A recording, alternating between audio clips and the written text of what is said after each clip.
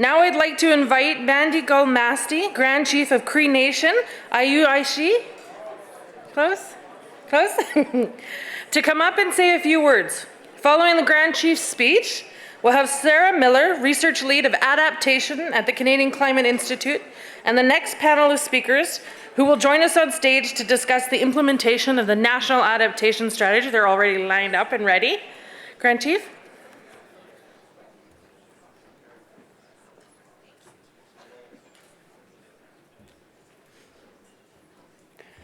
Ojagamswe, tnaskumtno ajibej wishamiak jejidayan otnahao, egunishte me wiwajemgo ejibej bitkiya jejidai otnahao, zwakamagno, Anishinaabe Nation, their unceded territory. Good afternoon.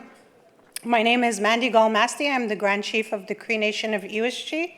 It's a pleasure to be here and to be welcomed and hosted in the traditional territories, the unceded traditional territories of the Anishinaabe Nation. I am pleased to be here this afternoon and speak to you about what we have experienced as the Cree Nation.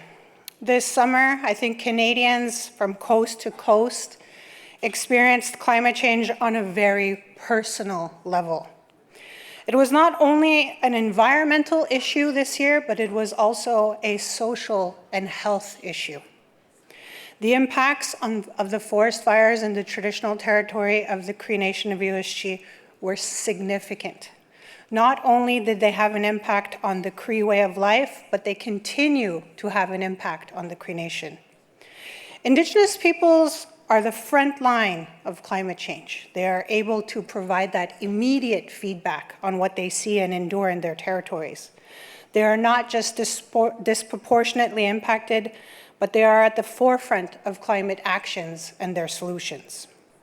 I'd like to share some statistics regarding the impact on our territory. 12% of the Cree traditional territory was impacted by forest fire. 4.1 million hectares. This is roughly the size of Switzerland. Wemengee, the community of Wemengee, one of the 9 communities within the boundaries of USG, experienced more than half of its traditional territory being charred, 1 million hectares. The largest of the forest fires was 1.2 million hectares. That is the size of 10 New York cities. Over 23% of protected areas were impacted, depleted, including impact on watersheds, wildlife. Areas such as the Broadback are one of our old growth forests within the Cree Nation's territory. This is also home to endangered caribou species and where flowing water was so pure that we could drink straight from the river. Over 120 species of birds that breed in USG were impacted. The vast majority were nesting at the time that forest fires occurred, many during the period that the forest fires were raging. A preliminary estimate of 20 million nesting birds within the perimeters of the fires was calculated. 60% of our trap lines, the traditional territories in which the Crees continue to hunt, fish, and trap, were affected. And for the next 20 years, we are going to live with the impacts of these forest fires. My members lost a total of 181 camps. Some of them leaving our traditional land users and Taliman empty-handed and without a roof. We do have members that continue to live subsistence harvesting lifestyle to this very day. Many of them lost their camps and did not have somewhere to go when the fires went out. For us, this also meant a closure of our territory. We were not able to receive goods.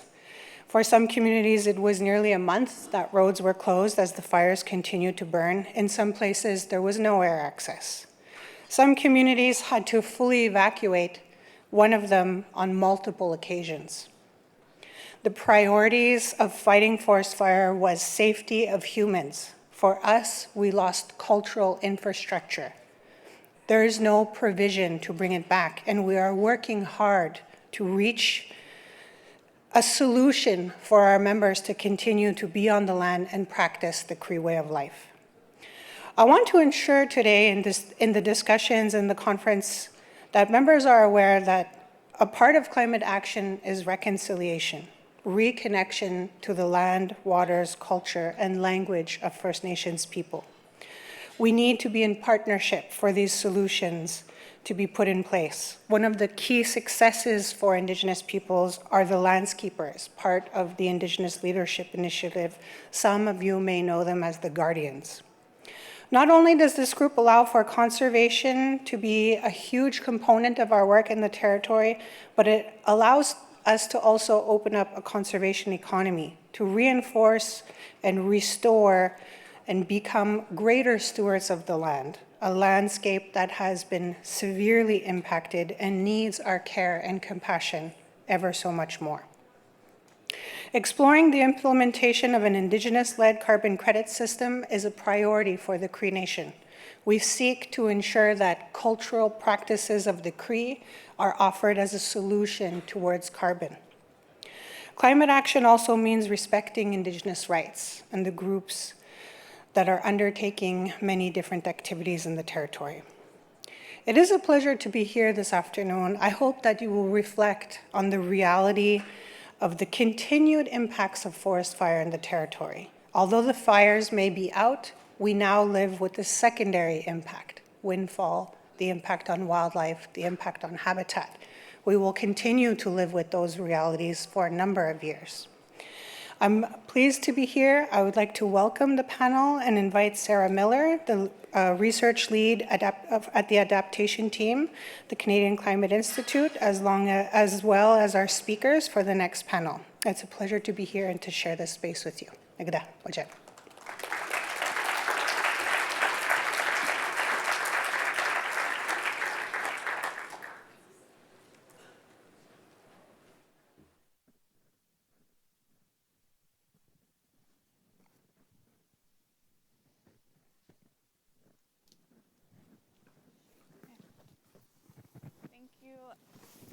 Thank you so much to the Grand Chief for those welcome remarks and for talking so passionately and impactfully about the effects on your community and culture and nature. I think it really drives home what we're talking about on this panel. So thank you so much for that. I'm really happy to be moderating this panel and to have the opportunity to talk about adaptation in the midst of this conference that's really focused on getting to net zero. Really drives home, I think, the importance of ensuring that we're tackling the climate impacts that we're already locked into, even as we go full steam ahead on reducing emissions as aggressively as possible in Canada and globally. So great to be here. Just want to introduce our panelists briefly. So first we have Caroline Larive, the Director of Scientific Programming for Uranos. We also have Erin Myers, Director of Environment, Climate Change, and Emergency Management for the Métis National Council. And we have Jason Clark, National Director, Climate Change Advocacy at the Insurance Bureau of Canada. It might be a good time to stick up that graph that shows the impacts of the wildfire season that we had in 2023. So just to sort of parallel the remarks that the Grand Chief was making, 2023, I'm sure everybody knows, was the worst wildfire season in Canadian history. The number of hectares burned far surpassed any previous years. As shown in this chart, it really requires a whole new y-axis to really capture the damage that we saw across the country. And I think on that note, I'd really like to turn it over to each of you just to spend a few minutes sort of reflecting on the impacts that you've seen either in your communities or through your organization's work, the climate impacts you've seen this year and in recent years in Canada, maybe the role of policy in playing a role in those, determining the extent of those impacts and who bears the burden, and of course the importance of adaptation. And then after that we can talk more about the National Adaptation Strategy and implementation of the strategy itself. Caroline, maybe let's start with you. OK, ben merci beaucoup, merci Sarah, merci pour les remarques d'introduction très appréciées. Ça me fait vraiment très plaisir d'être ici cet après-midi. Peut-être quelques mots simplement pour introduire c'est quoi Ouranos. Donc, le consortium Ouranos, c'est un consortium de recherche sur la climatologie régionale et l'adaptation au changement climatique. On a été créé au Québec par le concours de plusieurs organisations qui se sont mises ensemble précisément comme une première action d'adaptation au changement climatique avec la reconnaissance que le problème est très complexe et il faut qu'on se mette ensemble finalement pour bien saisir l'ampleur du problème et puis aussi les solutions les plus optimales ou les plus pertinentes. On est une organisation privée sans but lucratif, mais on est aussi un réseau de plus de 450 experts tout au travers du monde universitaire, du gouvernement, de différentes organisations. Et on se veut à la fois un pôle d'innovation, c'est-à-dire qu'on fait de la recherche, on développe et on soutient la recherche qui est faite, qui couvre de la science du climat jusqu'à l'adaptation au changement climatique pour plusieurs secteurs et systèmes. Mais on est aussi un lieu de concertation, un endroit où on amène différents acteurs autour de la table dans un espace neutre pour pouvoir parler de changement climatique. Puis j'aime beaucoup le terme que Mme Lequeré a amené. On essaie de dépassionner finalement les enjeux et puis la discussion autour des enjeux, reconnaissant qu'on est tous pris avec un climat qui change et on va devoir faire face à un futur qui est très différent et en dehors finalement de notre expérience vécue. Peut-être ce que je voulais juste dire pour rajouter aux remarques d'introduction qui ont été faites, c'est que je pense que peut-être aussi juste pour mentionner que j'ai aussi eu le privilège de co-présider un des groupes de travail qui a alimenté le développement de la stratégie nationale d'adaptation, un des multiples mécanismes qui ont été mis en place pour consulter toute une variété là, d'acteurs et de gens qui doivent s'impliquer pour s'adapter au changement climatique. Mais peut-être que je dirais juste brièvement que ce que les événements de cet été nous ont peut-être montré avec beaucoup qui ont été très probants, c'est que à la fois l'étendue des impacts a été très, très important, c'est-à-dire que c'était pas simplement les communautés, c'était pas juste un problème éloigné, c'est-à-dire que les feux de forêt ont eu des impacts jusque dans le sud, finalement, du Québec, avec les enjeux de qualité de l'air, avec toute une série d'enjeux. On a vécu aussi des territoires qui ont fait face aux inondations, même qui étaient très éloignés, qui ont pu avoir des impacts sur toutes les chaînes d'approvisionnement. Donc, on sentait les effets, même si on n'était pas impacté très directement dans les communautés les plus touchées. Et peut-être que je rajouterais aussi que ça nous a aussi montré qu'il y a des conditions préalables qui ont peut-être amplifié l'ampleur et des impacts qui ont été ressentis, c'est-à-dire des choix qu'on a faits en termes d'occupation du sol, des territoires ou des zones humides, par exemple, qu'on décide de drainer ou des endroits où on décide de se développer dans des zones inondables, vont évidemment nous mettre dans des conditions plus à risque, mais aussi des vulnérabilités socio-économiques. Souvent, les populations les plus affectées sont par la même occasion les populations qui ont les moins de ressources, qui sont dans en moins bon état de santé. Thank you so much. Just before I turn it over to you, Erin, I also wanted to let the audience know that you also have a chance to weigh in through Slido right now, if you'd like to pull out your phones, to also weigh in on the question, to what extent you agree with the statement that climate change poses a significant threat to your home, health, or well-being. So if you can all take a moment to think about that, and then we'll pull up those answers after Jason, you give your first remarks. So maybe Erin and then Jason. Sure. Thank you very much for having me here today. It's an honor to be able to represent the Métis National Council in this very important space. But furthermore, I just want to, give great thanks and gratitude to the elder that opened us up in a good way today, and also to Grand Chief, who's here and who shared a really impactful story of the reality that's happening in your community, affecting your people. And that is a story that's affecting many people across this country. And I think what can happen within these climate dialogues, especially in the mitigation space, adaptation space, policy space, is that we really just talk about the science, the climate science, how we're going to deal with the climate impacts, how we're going to do this, and what are the numbers, and how are we meeting those numbers, and how are we meeting our targets. But at the end of the day, we're talking about human beings and human lives and livelihoods. They're directly tied to lands and landscapes and water and species.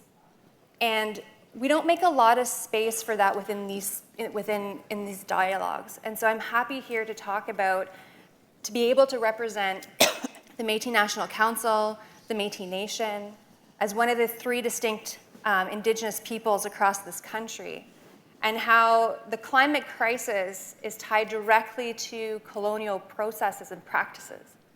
I think we need to talk about that.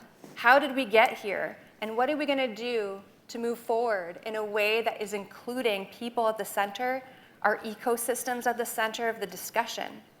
I've been in this field for a long time, working in, supporting and being an ally to Indigenous peoples in this space. And what I've learned is that Indigenous peoples are the most resilient peoples on this planet. And despite being on the front lines of climate impacts, we have a lot to learn, and we have a lot to do to be able to support Indigenous knowledge within these spaces, to support advancing Indigenous knowledge systems within these spaces, and not just support, but incorporate and include and learn from, so that we can try and deal with the climate crisis. And it's a climate crisis, it's a biodiversity crisis, but I think it's a human crisis, essentially. We are so disconnected from the lands and waters that sustain our life and our life systems that we are now in this situation. And I think that's because we've stopped talking about the relationship. We've stopped talking about how me, as a person, as a woman, as a mom, am connected to the land and the waters around me. I'm connected to all of you. We're all connected to each other. And we can talk about the wildfires, and that's something that we can go on and discuss further. But I think the Premier of British Columbia mentioned it today. There was loss of life due to those wildfires. And I don't think we take enough time to recognize those lives that were lost in the front lines. Many of those wildland firefighters are Métis or First Nations. And when are we taking the time to acknowledge the impact that these things are having on the frontline workers? And where are we taking the time to talk about how these things are actually having an impact on the ground and on people? And so I just want to kind of center that while we go, as we have this discussion, that we're talking about people, we're talking about species, we're talking about the interconnectedness of it all. And we're talking about our relationship to each other, to the land and waters. And so, though I'm here representing the Métis National Council, I'm not here representing First Nations or Inuit. I'm not here even representing all Métis voices in this space, because it's very diverse. And I'm just very honored and privileged. And I'll leave it there for now and pass it over to you. Thanks.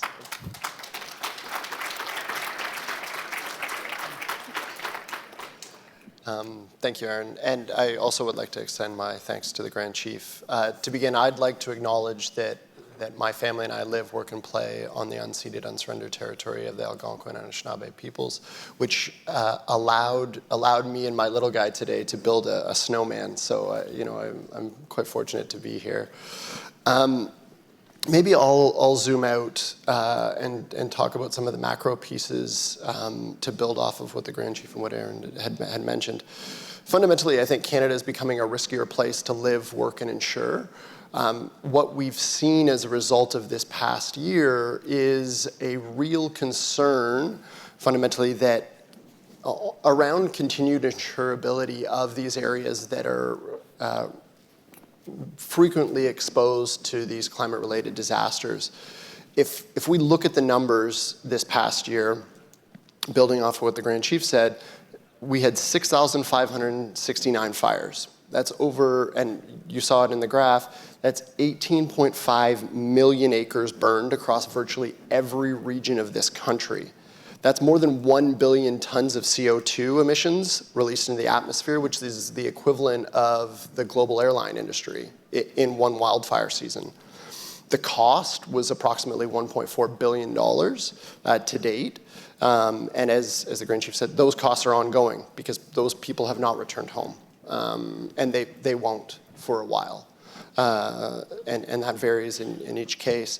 We had over 155,000 people were evacuated this year. And the wildfire season was unprecedented to date, but it's unlikely to be so moving forward. And I think that's fundamentally what we're talking about here. A way to contextualize this for me is, as my little guy said, data, it smells like camping. And that's when wildfire smoke enshrouded Ottawa in June, that was the first thing he said when we walked out to take him to daycare. And really, again, every year is seemingly unprecedented.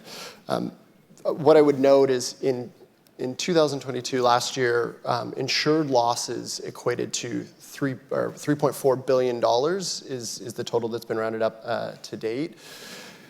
And unlike, say, the Fort McMurray fires in 2016, these actually came from a series of events all across the country. So that's fundamentally different. This year alone, we have preliminary estimates that put us likely on par to match that, if not exceed. And we're only at the tail end of hurricane season, so obviously we could still experience some hurricanes. And we're getting into the winter. So I think all of this is contributing to, at a macro level, national level, a much riskier place for us to be in as communities, as families, and as a country. Thank you so much to all of you. Heard a lot of different things there, the role of policy, not just climate change in getting us to this place, the human impacts and the imperative to not lose sight of that when you look at graphs like the one that I put up there. And of course, the extent and the number of disasters and the fact that, like you said, this is unprecedented this year, but it isn't likely to be the future. We're going to be saying that word a lot more. One quick housekeeping piece. Oh, we have the poll results. Can we get the poll results on the screen, please? So it looks like, 74%, 3/4 of the audience agrees that climate change already poses a significant threat either to your home, your health, or your well-being. Would have been interesting to ask this poll this time last year and to see to what extent the wildfire and the smoke really drove this home for people. Thank you all for that. Would also like to say we're going to have time probably for 1 to 2 questions at the very end. So if you have any questions you'd like to ask the panelists, put those in a Slido at any point, and we'll do our best to get to them. I'd just like to turn now to talk a little bit about the National Adaptation Strategy. We've talked a lot about the impacts that we're seeing this year being unprecedented in that respect. This year was also notable because for the first time ever, Canada has a National Adaptation Strategy that prioritizes action at the national level to really try to tackle some of the key risks that we face. So I'd really like to hear from each of you. Caroline, maybe beginning with you, if you could talk a little bit about the process since you were involved in that. And then Jason and Aaron, I'll throw to you if you have anything to add. Really just to speak, give the audience here who might be more in the mitigation side of things, just to speak a little bit to kind of the process that we took to get to this strategy and the strengths and weaknesses at a high level. Tout à fait, merci. Et puis, je pense qu'à la sortie après la mise en place du cadre pan-canadien d'adaptation, cadre pan-canadien sur les changements climatiques, une des actions qui était attendue, c'était justement le besoin d'avoir une stratégie nationale d'adaptation, vraiment pour aider à établir un peu les priorités, puis tenter de ramener finalement les efforts et puis les investissements, les ressources vers des buts communs puis aider à aligner finalement les efforts qui se passaient à plusieurs niveaux de juridiction. Le processus en lui-même, en fait, est une action d'adaptation, c'est-à-dire que le fait d'amener plusieurs acteurs d'horizons très diversifiés autour de la table pour construire ensemble la stratégie, pour établir les priorités ensemble. Je crois que le processus était en lui-même partait d'une très bonne intention, s'est fait de manière quand même assez en capitalisant finalement sur les groupes qui existaient, les endroits pour échanger qui existaient. Donc, moi, je pense que c'est une étape extrêmement importante. Il fallait déjà en sortir une première stratégie pour pouvoir ensuite construire dessus. Moi, je faisais partie d'un des 5 groupes de travail qui ont alimenté le développement de la stratégie, mais il y a eu des consultations très vastes avec les provinces, avec les territoires, avec les 3 organisations autochtones, en fait, ça a été ouvert également là, à l'ensemble de la population qui pouvait commenter. Donc, je pense que le processus était vraiment intéressant et ce serait important pour la suite, en fait, de maintenir ce dialogue, en fait, un dialogue ouvert pour continuer à travailler sur l'adaptation au changement climatique. Je pense que ce sera important de ne pas perdre de vue que l'adaptation au changement climatique, c'est vraiment autant un processus qu'une finalité. C'est-à-dire qu'il y a des actions qu'on peut mettre en place, mais globalement, ce qu'on cherche à faire, c'est finalement devenir bon à s'adapter au changement climatique parce que le climat continue d'évoluer. On ne sait pas vers quel futur on se dirige, mais on sait juste que ce futur, il est en dehors de l'expérience qu'on a pu vivre. So I keep saying this to people that have heard me, but adaptation, we really need to become good at adapting. And it isn't in times of crisis that we need to figure out how to coordinate action or work together. This is something that really needs to happen on an ongoing basis so that when crisis does appear or does happen, we are equipped and tooled and have the resources to be able to cope with them. I think that's what I would start with maybe. And maybe one other element is beyond the specific actions, there were a series of guiding principles coming out of the adaptation strategy. And I think it's important to not lose sight of those guiding principles in all actions and decisions that we make.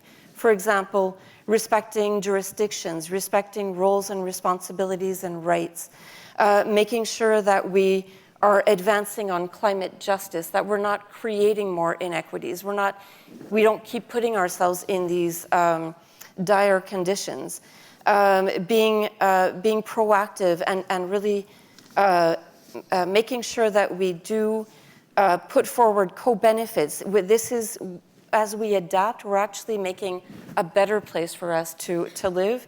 And just making sure that we're not putting in place actions that are actually hindering or maladapting or putting other people more at risk. Thank you so much. Yeah, I heard adaptation is a process, so this shouldn't be seen as the end point, that we have a strategy and now the work is done. And of course, the importance of being proactive so that we're not just reacting after disasters happen. Jason, I'm just wondering on that theme of being proactive, one other thing in the strategy that we've talked a bit about, and I know IBC has talked about, is around the piece of targets and having not only high-level goals 20, 30 years out, but also measurable targets on a much shorter timeline. Can you talk a little bit more about that? And yeah, absolutely. So the only thing that I would reinforce is exactly that. I think that the inclusion of measurable targets and the sort of commitment to continuously assess and look at a 5-year time, time horizon, gives us, and And the fact that we have a number of those actions and a number of those targets are actually well before 2030, so which is fundamentally critical to enable us to do that work on an ongoing basis. So for us, absolutely, the inclusion of targets really makes the National Adaptation Strategy, a world-class strategy.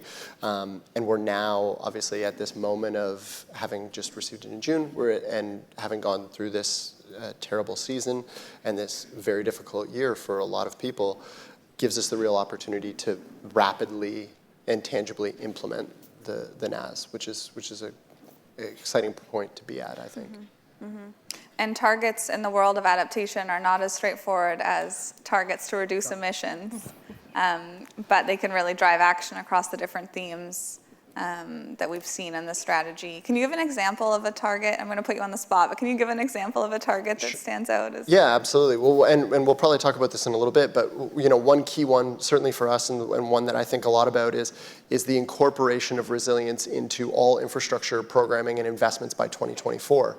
That's a couple months out, and so, but that one is critical, right? And that, again, that's looking at a core area of federal funding that is going to be necessary if we're to better protect our communities and our households. And another one that I might add is the goal of eliminating extreme heat deaths by 2040, which if this had been 2 years ago, we'd probably be talking a lot more about that given the heat dome. But that's another, farther out, but still a significant reach. And there's real challenges with that. We've talked about jurisdiction here, and we won't delve too deep into this one, but that, we need to get the data right. There's a lot of work going into that that'll enable that to flow through programs at multiple jurisdictions. Yeah. That flows nicely into the next question, which is really around next steps to implement the National Adaptation Strategy. And Erin, I'd love to start with you. What in your mind, is key? What are you looking for to get a sense of whether the federal government is serious about not only having this strategy out there, but really implementing it effectively? And particularly, obviously this is something that needs to be done in collaboration, not only with provinces and territories, but also Indigenous governments and community level governments as well. Yeah, any reflections on next 6 to 12 months? Yeah, no, that's a great question. And it's a tough one. I was part of the NAS in the development. I sat on the disaster mitigation group table. We had Métis representatives on all 5 of the tables, which is really important to ensure that we had Métis knowledge and Métis representation, Métis voice within the development of the National Adaptation Strategy. I've been in the the adaptation space for, more than 15 years of my career. And I've seen a lot of, policy come and go from government. And for a long time, adaptation was a real struggle to get on the radar. It was very, mitigation focused, which is super important. I recognize where we are today, and I'm very grateful to have this panel, to be on this panel, to talk about adaptation within this space, because adaptation and mitigation go together. They should never be siloed out. We need to reduce emissions. We need to be creative. We also need to adapt, because the climate is changing. Whether we reduce and get to 1.5 for the next 10, 20 years or not, we need to adapt. And so I'm grateful that the federal government has taken some time to create this National Adaptation Strategy. But the thing is, right now, it's a strategy, right? And the reality is that things are happening on the ground now, as Grand Chief mentioned, and as I mentioned earlier. And so where we need real support is in the implementation of the strategy. And it's important to recognize that, there has been adaptation funding from the federal government for a number of years now. That federal funding has been, in some cases, very limited, and for the Métis Nation, not equitable at all. And so moving forward, especially for the Métis Nation, we need to do this in a way together with Canada, but not just with Canada, but with other partners. We have to think outside the box. This is a time to be creative. This is the time to not just look at policy, but look at, okay, policy and now what? We don't have time to waste. I'm accountable to my kids, to my community. I am representing the Métis Nation. And so how do we make sure that whatever comes out of this strategy, and it's hard because how do you measure adaptation? It's a ripple effect. Climate impact affects food security, affects health and well-being, it affects mental health, it affects emergency management planning, it affects so many parts of our lives. And so to measure adaptation is not really it's very, very difficult, because how do you say, well, here we are now, and this is where we want to get to be an adaptive community or society or person. And also adaptation is very dependent on the person themselves, right? I might be in a different place of being able to adapt than you know? And I think we forget that resiliency and adaptability is very individual as well. It's an individual, it's about community, it's about a national, international partnerships. So, I mean, my big feeling on the National Adaptation Strategy is going to be about how it's implemented. And how it's implemented, recognizing Indigenous rights throughout it, recognizing that Indigenous peoples have so much to offer and have been teaching us how to adapt to a changing climate from the beginning, since settlers have arrived in so-called Canada. And I also think we need to be very careful that, we recognize that we're in a climate crisis. We're in a biodiversity crisis. We're in a number of this is a tough time for all of us, to be honest.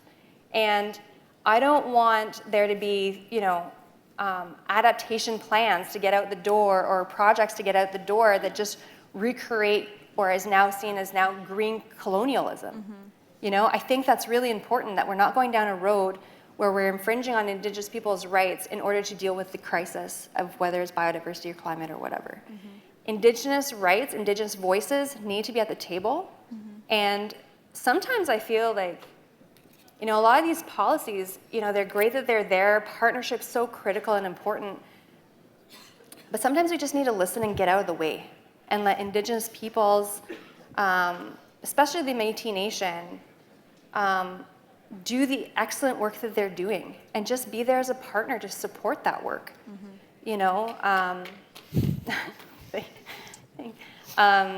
Because with or without adaptation support from Canada, the Métis Nation is adapting.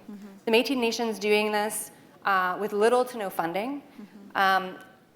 And I think that there's something to learn from that. This past summer was really, really hard on the nation. The Métis Nation is the only distinct nation in Canada that gets zero support from Canada when it comes to emergency management. So when Métis citizens were being evacuated from their communities, the Métis leadership and the Métis governing members were pulling money out of other sources and out of their pockets to support their citizens. And that's what community is. You're going to support your citizens no matter what. And so, but at the same time, that means that Canada's not honoring its nation-to-nation relationship because it's not stepping up to support the Métis Nation to be able to, address emergency management concerns. And so my hope is that out of the National Adaptation Strategy and out of the recommendations moving forward, is that we're not going to have piecemeal programs that are not equitable. We're not going to have proposal-based, here's a grant you have to apply to. It has to be bigger than that. It has to there has to be some creativity so that we're actually having an impact on the ground. So that this money is getting to community and those community members don't need to pull money out of their pockets to house their citizens in an evacuation. And it's not just about the evacuation, but it's about preparedness, it's about during, it's about recovery.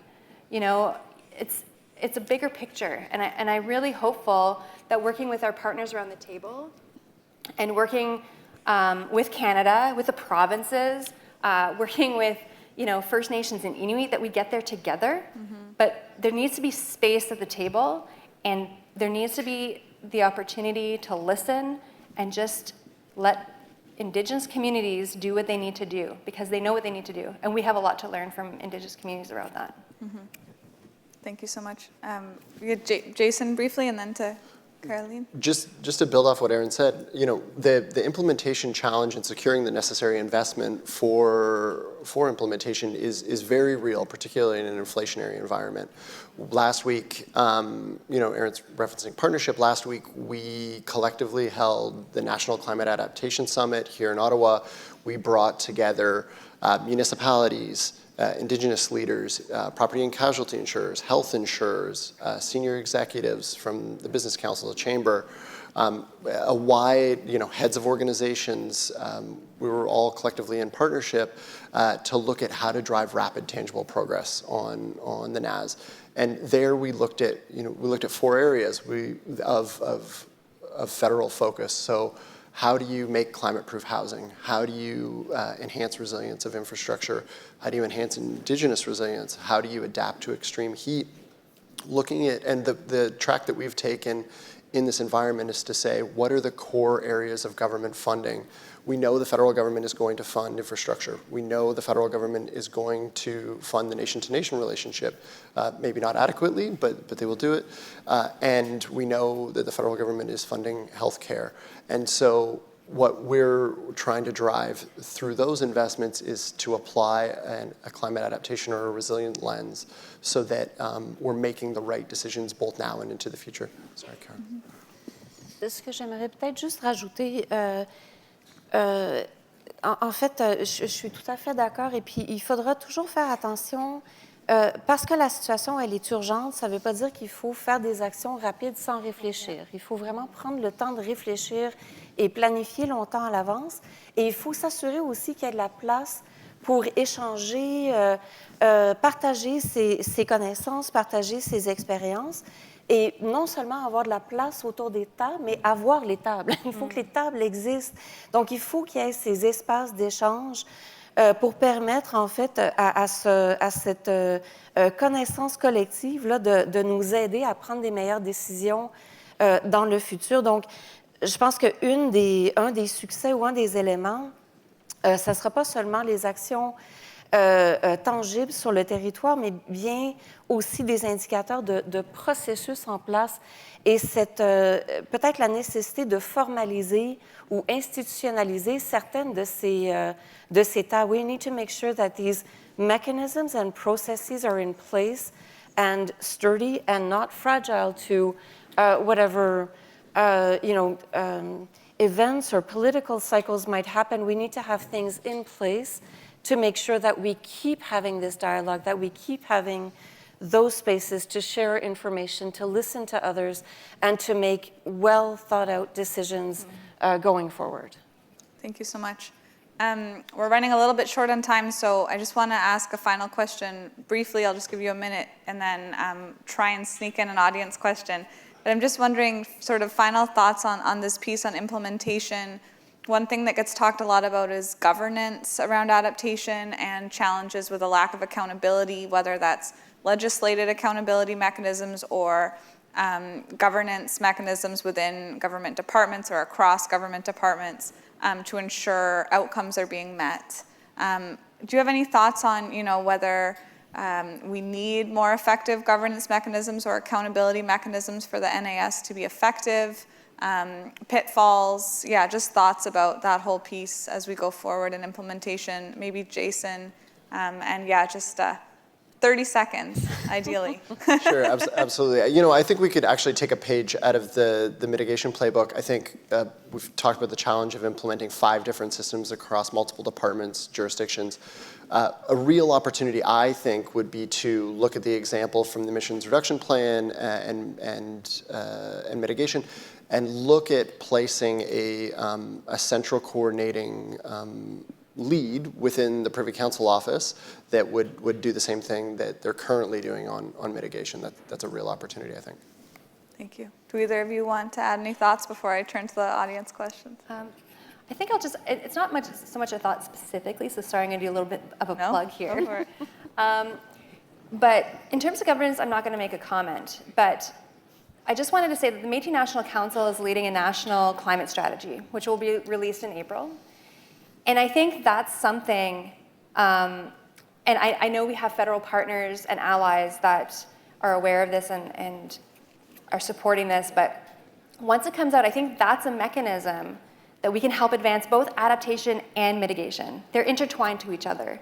And the strategy itself is the Métis Nations government's plan to advance adaptation, resiliency, and deal with mitigation. So I just want to say that that will be coming out, and I hope that if you have any questions about it, happy to share. And this is something that's written by governing members or government members from across the country about what their needs are. And adaptation is a big focus, mitigation is a big focus, emergency management, but so is health and well-being. Because again, as I mentioned, like, you can't have one without the other. They're all interconnected.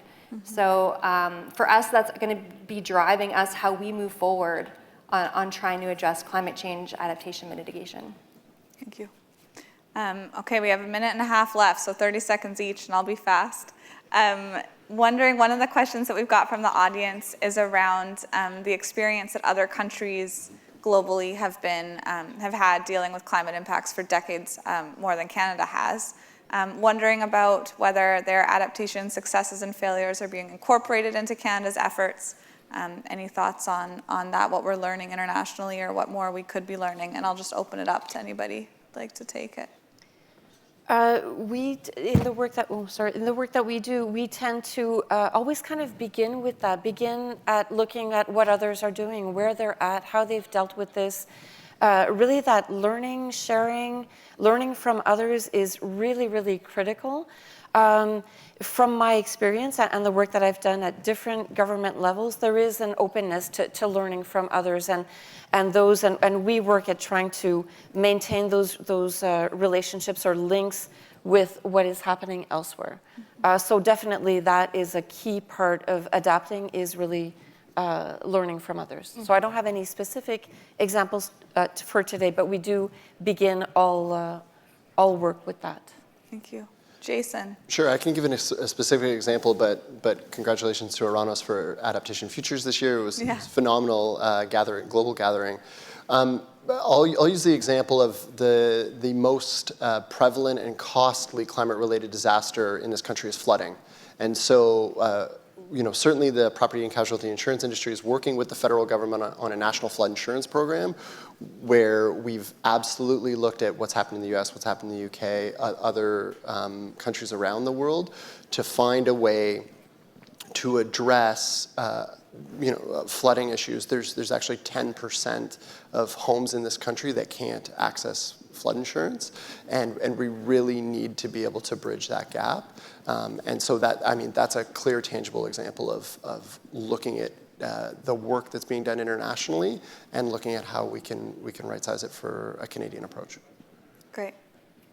I'll go quickly. I see we're pretty much out of time, but the Métis National Council is, for its second year now, sending a Métis delegation to COP. So that's coming up in a couple of weeks in Dubai. I will be there with amazing young, mostly Métis women and youth. And it's critical to build those relationships internationally, especially with Indigenous peoples, because the Métis Nation has a lot to share. They're doing such incredible work on the ground here in Canada. But it's also to ally with Indigenous peoples who are really dealing with significant climate issues, but also issues like being displaced from their lands to put in solar farms, dealing with significant rights issues. And so our role there is to be allies, is to push nation states to recognize Indigenous rights and make sure that there's no policies or throughout the negotiation processes that are going to infringe on Indigenous people's rights, and that language is in the text. So it's really important internationally that, one, we are there, that we have a presence, that Indigenous peoples are